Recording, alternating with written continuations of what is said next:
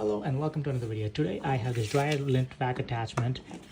There is this rubber part that goes on any vacuum. Don't use like a crevice tool or anything like that. Use it directly with the vacuum, and then you're gonna this end is gonna go into your lint trap or the outside dryer exhaust. So you can put it either down here or into the lint trap. So we're gonna put it down the lint trap and see what we can get out.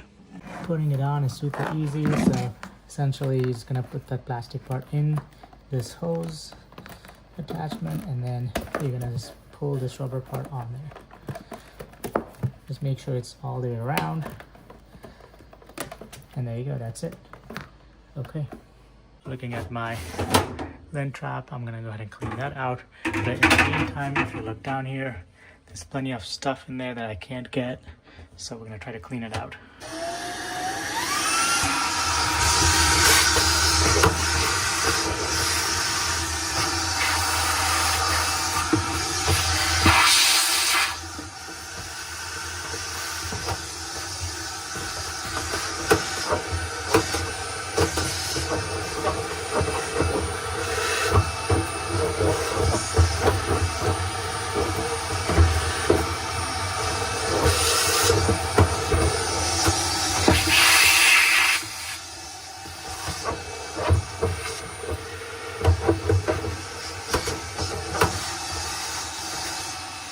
Okay, so this is how this area looks like. You can see almost no lint there, and let's see the vacuum here.